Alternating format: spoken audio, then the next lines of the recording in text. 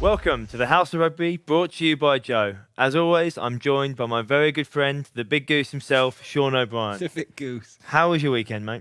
It was good. It wasn't too bad. I wasn't playing, so I had a lot of time to chill out at home. Are you retired, or No, a lot of questions have come in and asked? I'm not retired. No. Okay. I'm injured at the minute. Judging by this next video, though, you're obviously pretty bored at the weekends. Is that fair?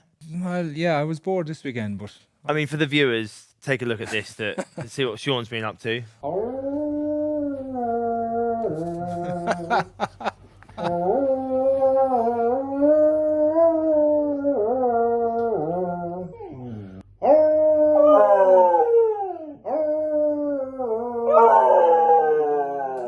Is that like a cry? Like he's so upset with your singing? yeah, probably. Yeah, I was pretty bored, to be fair. Looking at it now, it looks ridiculous. Fair enough. Well, you know, some people read, some people study, some people go out. I'm talking to my dogs. You're I'm actually singing losing the my mind. Scottish national anthem to the dogs. Moving on, autumn internationals. There was a couple at the weekend. Scotland winning 60 points to 14 against Tonga. What did you make of that game? Scotland team, I suppose they're adding all the time to their game. Played some nice rugby again at the weekend. And they're in that they're still developing their whole ethos there, I think. So they're only going to get better, but the result was never in doubt, I suppose. But I did think that Tonga would give probably a better account of themselves and cause them another few problems. And the other game of the weekend, Wales versus New Zealand. Tough loss for Wales.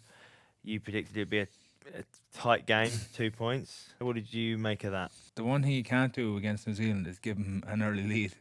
And got that intercept. Tails are up then straight away. Wales are on the back foot. New Zealand, I thought, were class in a lot of areas because Wales did put a bit of pressure on them at times and tried to turn the screw, but they just have class everywhere. Will Jordan, I thought, was unbelievable. Barrett was unbelievable.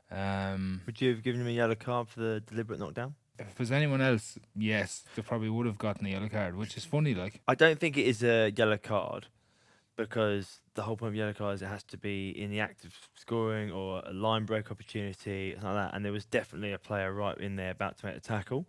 No question about that. But I think the way it's been refereed over the last 3 years, 4 years, is pretty much any deliberate knockdown has been a yellow card. And that's in the Premiership, international rugby. And so therefore, consistency, you go, well, it's yellow card. yeah. But I think if they continue to go down this route where actually, unless there's a try-scoring opportunity, then it will be a yellow card. Otherwise, no, it's just a penalty. Then I'm happy with that. But in this case, they need to make up their mind, though. Exactly. And I feel for the Welsh, that's unfortunate because every other game you've seen in the last couple of years, it would have been a yellow card. Well, last week, me and Shawnee did our predictions for the two games. You can see them up there on the screen right now. We both got 2 points because we both got the games correct. Bit difference in the points though, hey Shawnee? I was a bit closer. Do you think we should get to the point now where whoever gets closest gets an extra point? No. Well, it might just be too easy. What if it's just we keep picking the same teams? Well, then we end up on the same points. I just feel like you're not putting enough time and effort into your research. Well, we'll see like, who's closer this week. Okay, fine. And then we might make a decision on it. And what is the forfeit? Have we established it? Steak, wasn't it? Is it dinner? Steak dinner, yeah. I think people want us to get into fancy dress or you to do a naked lap, but I'm quite happy with a steak dinner. I'm quite happy with either. Why? You love nakedness. No, Let's be honest. I mean, naked steak dinner. I mean, what? That means we at each other's house naked. It gets weirder. Honestly. You were used to that in Japan. You were in Japan, you were going around the changing room. That was like every day. Exactly. So what's the difference? We're not having steak dinners and I haven't got you singing to your dogs. I just think that's a weird setup. I'm at your house. We're both naked. You're cooking. Hold on now. And the dogs are singing with you. I didn't say we're going to my house. Well, if you lost. Well, no, I'm not going. Earlier in the week, Sean and I caught up with the Australian legend David Pocock about life in Zimbabwe, herding elephants, and how he got into rugby. It's great to chat to you, David. How's life? How are you? You're back in Zimbabwe at the minute. Yeah, going all right, thanks. It's great to see you guys. It's been a very long time, so looking forward to chatting and catching up. What's it been like since you've finished rugby, retirement? We know you're a busy man. I follow you on social media. You still do a lot of training. You're still in phenomenal shape, which kind of makes me a bit jealous because still playing professional rugby, I'm not in that shape. So like, how do you keep busy during the days? Isn't easy. I guess it's one of those things when you're playing, you know it's coming at some point. Everyone knows that you're going to have to do something else. And I had a lot of interest outside of rugby, and it kind of got to the point where I felt like, yeah, it's time to launch out and do other things. But it's still a challenge to go from, you know, having such a structured day, a structured week, a structured year where you kind of know where you're going to be, what you need to do, to then, yeah, just having to run your own life. Is it nice to get back to where it all started for you on the farm? The other night we spent an hour and a half trying to chase a herd of elephants out of the citrus orchards here, which was, a bit of a mission. We ended up using like a potato cannon. I don't know if you know how they work. You kind of fill it with hairspray, press the button, massive boom and a flash, and that kind of got them moving. They went the wrong way initially and ended up like literally like 20 meters from the house. We've got this herd of 20 elephants. So we had to, you know, go behind them and then try and chase them out. Eventually got them out. You know, I guess doing those sorts of things, it is something that I've really enjoyed reconnecting with. But the area we're in at the moment, there's a huge population of elephants, and they kind of go wherever they want. And at the moment, it's really dry. We've got really green orange trees on the farm. An electric fence to them is at times just a little obstacle that they push over. So it's a constant battle with keeping the elephant out. It's probably like one of my tackles, Shawnee, electric fence. Yeah, you're more of a speed bump Goody, you are. Oh, that's probably better than electric fence. That's a compliment, I think. What exactly are you trying to do at the moment with this project? Because obviously you had the 80-20 vision previously. What exactly is this project at the moment? So it's a totally different project, but I guess we're building on a lot of the learnings from that, and we're working with communities. We're right in the south of Zimbabwe, in an area that still has reasonable wildlife populations, but local communities really don't benefit from living alongside wildlife. I mean, you can imagine the costs of living alongside elephants if you don't have an electric fence, or living alongside lion and hyena, where they're coming in and eating your goats, sheep, and cattle. You know, you're putting in 100 kilometers of fencing to try and keep elephant out of communal areas, all the anti-poaching that needs to go into it. And so on the team, I guess that's my job now, is to actually go out and try and get people interested in this, because we think it's a great project, and it's ticking all these boxes around climate, reversing land degradation, protecting wildlife, all these sorts of things. So, you know, we think it's a great project, and hopefully there's money out there for it. Well, if you need a hand with fencing, I'm your man. My brother-in-law is a fencing contractor, so I used to give him a hand every weekend. I mean, I don't want to do the stereotype, but, you know, Sean's Irish. He does tarmacking, fencing, brickwork. You know, he's always got a brother, a cousin, a mate, something, you know.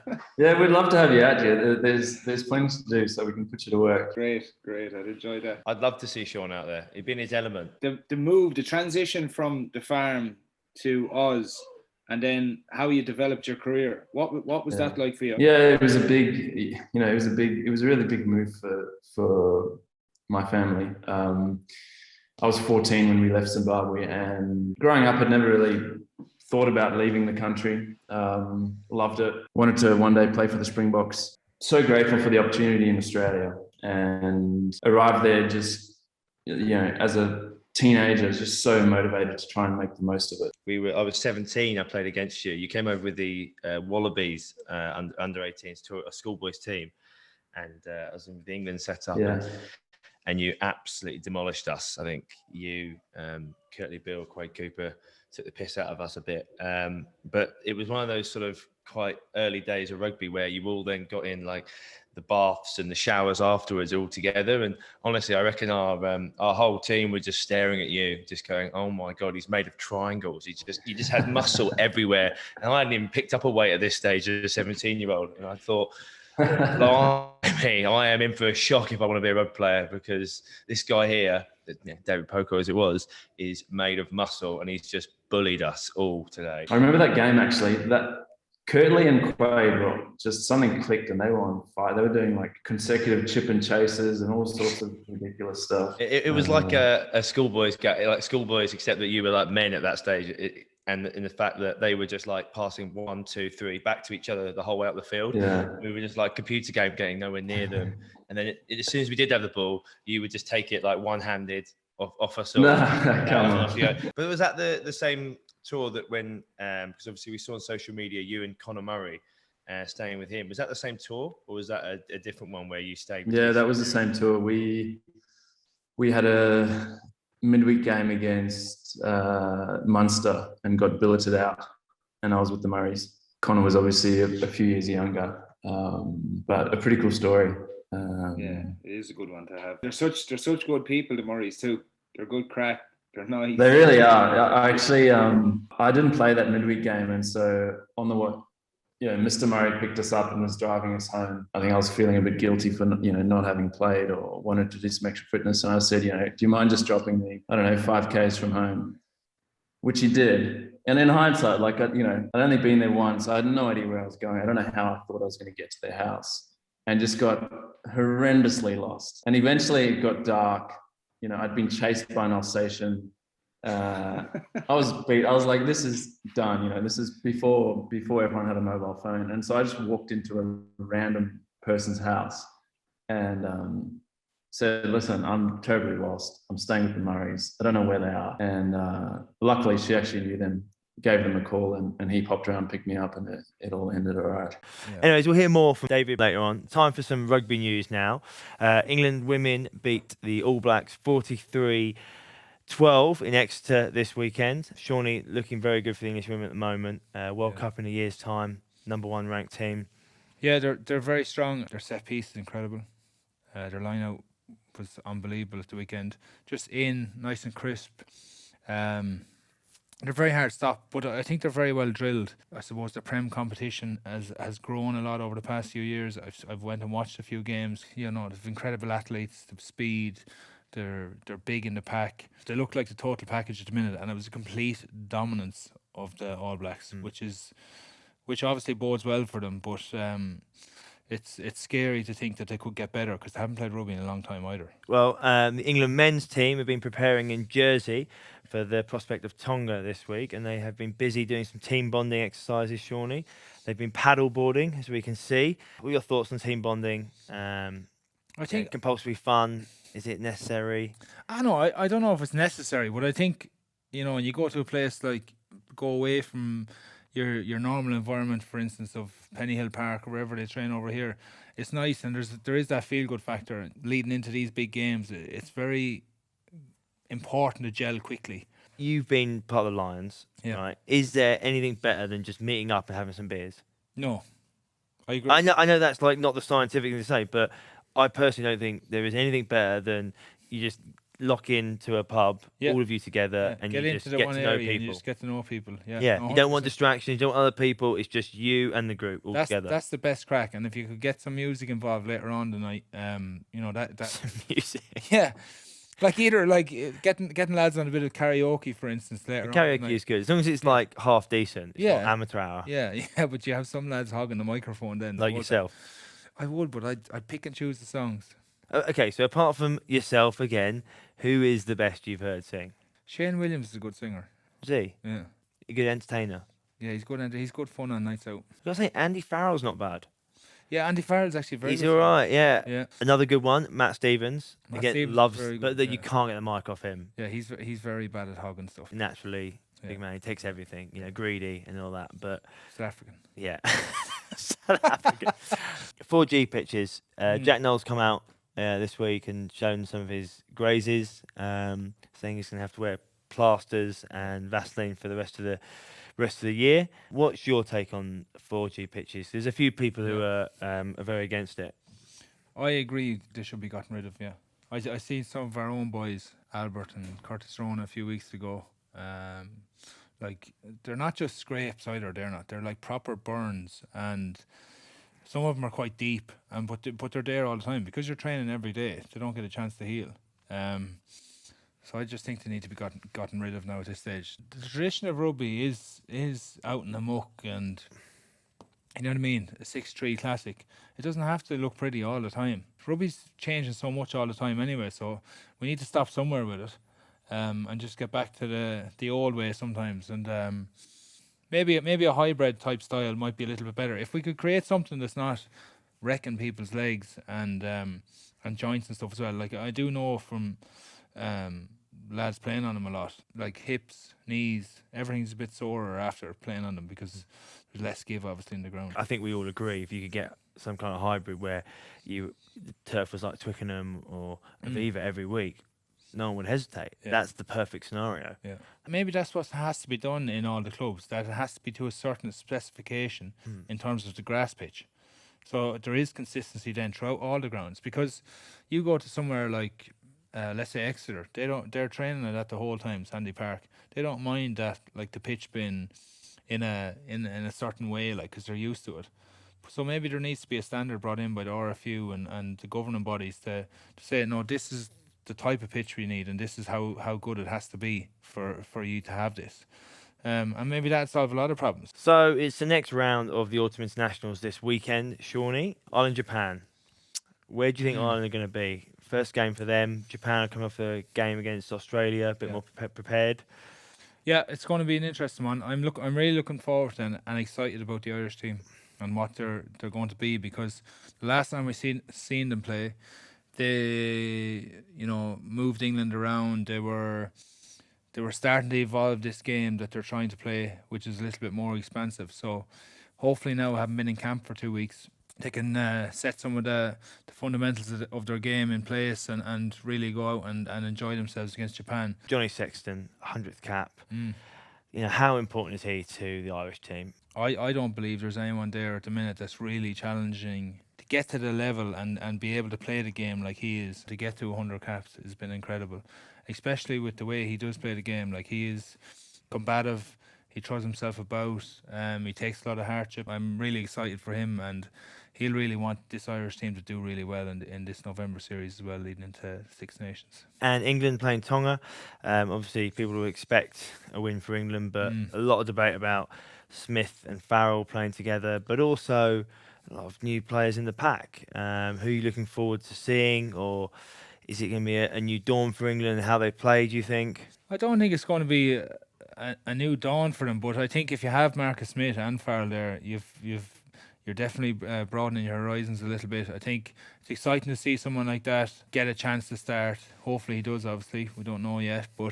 And then to have someone with Farrell's experience just outside him, maybe they will fire the ball around a lot more this time round and less of a kicking game. But I think against Tonga, definitely, I think England will have a right crack from everywhere. Younger England side, which Eddie obviously is looking ahead a little bit to the World Cup. So exciting for them too, but I think it's going to be a big scoreline at the weekend. Moving on to Wales, South Africa. Obviously, Wales a tough result last week, but they can bring in a few players, which would be really important for them. They'll be definitely stronger this week, but I still see it being an unbelievable test game. I think Wales might actually sneak it this week, and South Africa will be. I suppose they've been together a lot. They've played a lot of test rugby in the last while, but I still think with Wales, with the experience that's coming back in with Bigger, and a few other boys, it's they'll want to put it right as well, and they're at home again in the Principality. It was absolutely rocking last week, so I can see Wales winning, just barely sneaking it, but it'll be a cracker. Scotland versus Australia as well. Australia missing obviously Quade Cooper, Karevi, Sean McMahon. Karevi and Cooper, big players for them. McMahon's come in late, but important in terms of his leadership. Scotland again will be in a better place this week after last week. More time together, a few more combinations coming back, and Australia again, two of their key players that have been, a fulcrum of their success over the last 4 games, missing from that team. So I think Scotland will be gunning for this one and try and take that, that scalp of one of the big 3. So it's prediction time now. Shawnee and I have done our predictions for this week's games, and here they are. Okay, so I think the Ireland-Japan game is a bit closer. We both think that New Zealand are going to win. Shawnee, you said you thought it was going to be a walloping, England versus Tonga. I probably underestimated that one by about 20 points maybe. Okay, that's why I think we should have a an extra point for being close. Wales South Africa. Then you've gone for a Wales win. Yeah. Okay, you briefly mentioned that. We both think that France will win. Although it'd be interesting to see how the French go. First game up for a little while for them. They'll be okay. I think they're a different French team the last year or so in terms of they've a bit more structure around their game, and then once they get their tails up, they're into the old school type. I can see Dupont Jouer. scoring two probably. tries probably. Shawnee's picked Scotland, Australia. and I've gone Australia. Scotland, Yeah, I just think they're in a good place. They're playing well. Well, I think Scotland are in a good place and they're playing well. I'm going to put a cheeky tenner on with you for that one. If you'd like to play along at home, then make your predictions and write them in the comments section. Well, time now for part 2 with our chat with David Pocock. Talking about your career, it was phenomenal, and I don't joke about how you destroyed games for me as a fly half when I was younger, single-handedly. But as you took international rugby by storm and everything, just around that sort of 2015 World Cup in England, where you were so devastating and adapted to playing sort of number 8 and everything. Did you have a chance to really enjoy that World Cup? And when you were playing, did you really enjoy the experience of playing and being so good? Or was it just, every day was just back to training, back to focus on the game, and just week in, week out? No, I really did enjoy the 2015 World Cup. 2013, 2014, I played, I think, 5 games of rugby. I had back-to-back ACL and knee reconstructions.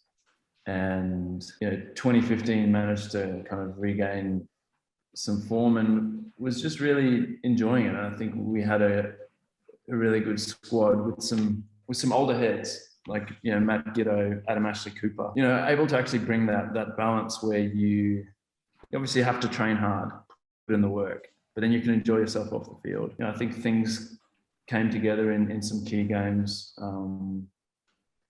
It's still probably the most disappointed I've ever been losing that final, but that's how it goes in rugby. The most important thing is the new show. Yeah. Let's talk a bit about this. So it's called Playing Against the Clock, which will air on BT Sport, if I'm correct. Just tell everyone what it's all about exactly. So it's a new show looking at sport and the climate crisis. We're obviously at the point where we all have to be part of the solution. And I really love the way they've put the show together, where they kind of give you a overview of where we're at, just how important it is that we're acting, but then really show what we can do and that it's not too late to act, and that sport can actually play and has to play a big part in not only facing up to how we're contributing to climate change, but also being part of the messaging and bringing people along for the journey. I think this is something that every person needs to be part of if we want a future for ourselves and for our kids, and their kids. Yeah, I think it's fascinating, and I think you're so right. It's using the profile of rugby clubs, players, people to get engaged with the community, so that whether it's just your stadium, as you said, or your whole club, just have a push to improve how you use your waste, or how you recycle better, or whatever you do, get the whole club moving in the same direction. It's so powerful because it may not change politics there and then, but suddenly one club, and you get a couple of clubs, and you get the local community, and then it really grabs more and more people, because as you said, it's those decisions you make day in, day out that are so important. And if you get 10, 100, 1,000, million people changing, then it's doing its job in a sense. And so I think the thing we have to be saying is, yes, like we live in a society that has been based on using fossil fuels, and we're all part of the problem, so we all need to be part of the solution. Look, I think that's all we have time for tonight, but we wish you very well with future endeavours, and thanks a million for joining us. David, great to see you. Thanks so much for joining us. Thanks a million. Wish you all the best. Thanks, Sean. Thanks, Alex. Cheers. Shawnee, David Pocock, brilliant player, and the work he's doing is phenomenal at the moment. You can catch his new show, Playing Against the Clock, on BT Sport. So time now for a quick game of Beat the Bomb. Sadly, Bomb isn't with us this week, so he did it remotely. He had 60 seconds to answer as many questions correctly as possible. Let's see how he got on.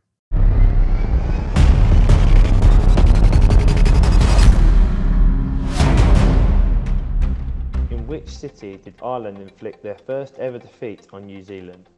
Chicago. Who won the Women's Rugby World Cup in 2014? Either New Zealand or England. England.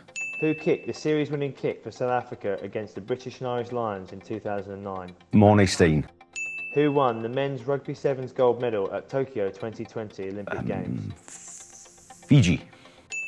Which England international is known by his teammates as Briefcase? Johnny Elliot Daly. Who is the Six Nations all-time top try scorer with 26 tries? I want to say Shane Williams, but it won't be an English guy. Don't score enough tries. O'Driscoll.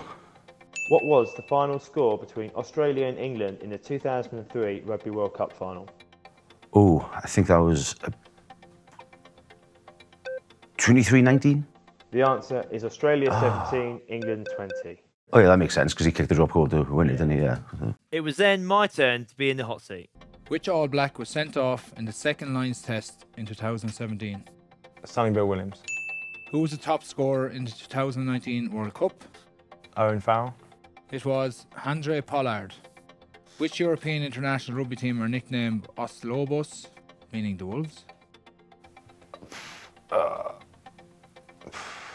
Clermont. It was Portugal.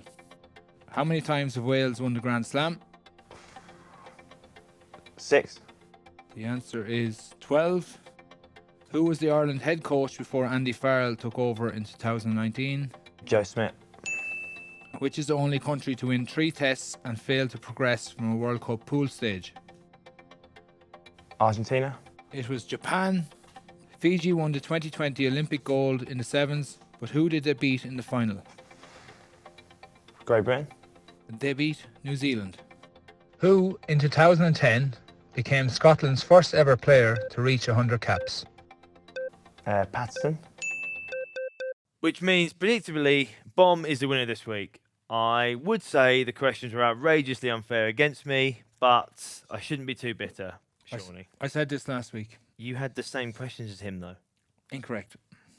He had quite simple questions, I felt, you know? Yeah, they probably are a bit easier than yours, to be fair. Yeah, I'm glad you agree on that, but thank you. But you've got to make him look good because it's, beat the Bomb and all that. It's his quiz, really. Shawnee, my favourite time of the week, it's good week, bad week. And on this week's social media, we have seen Jamie Street of Kingsclere RFC was prevented from scoring a try by Ben Atkins of Ventnor, who injured himself during the tackle. It was a great tackle, and he went to hospital, unfortunately, with a rib injury. 2 days later, a bottle of port arrived at Ben's hospital bed with a message. To Ben, sorry about the ribs. Hope you get well soon. If it makes you feel any better, it was a heck of a tackle at least. From Jamie, the guy you annoyingly stopped from scoring. I gotta love that. That's rugby union at its finest. That's grassroots stuff at its finest. Yeah. That's what that's about. You could do some real damage to yourself in hospital with a bottle of porter, Phil. You could with a whole bottle in you. Yeah. You could He's not ringing his mates say, "Oh, come and join me." You could do a lot of damage to the hospital. Yeah, that's a good point. Well, on to a more negative, Shawnee. What is this week's bad week? My bad week this week is actually you trying to bluff the referee, telling him that the ball was gone dead when it hadn't at all. It definitely had. I mean, it has. I'm telling you, I've watched it. I'll show you again. I watched it over. The ball hadn't gone dead, and you were just trying to carry on like, oh, I know what I'm doing here, type thing, and then goal line dropout. Fine. What have you to say for yourself? Oh, I'm telling you. It's a typical Sarries thing, actually. Okay, well it's bred into you. A dirty slur, it's but bred fine. into you. Okay, I saw it roll over the line, right? Which it didn't. So, okay, well, I'm telling you, it went over the top. Well, Whether the it touched referee said line- the referee said it didn't. Okay. The TMO said it didn't. So what? Look at it. So what's wrong? I'm So sat who's wrong there, here? It went over the top. Whether it touched or You're not, not I sat don't know. there either. You're standing up. Standing there, whatever. Yeah. But I thought it had. I'm not even. No, making it you up. tried to bluff it. It wasn't even that much of benefit to us because the you- scrum was on the 22. You bluffed it. Anyway, that's my bad week. No, that's fair. That's You were fair. trying I to don't mind cheat. that. Okay, well, I wasn't trying to cheat. I thought it did. So there we are. But that is a very fair one to put on there. I like what you've done there. Thank you. And who's in this week's sin bin, Sean? It is Joe Marler, and here is the clip.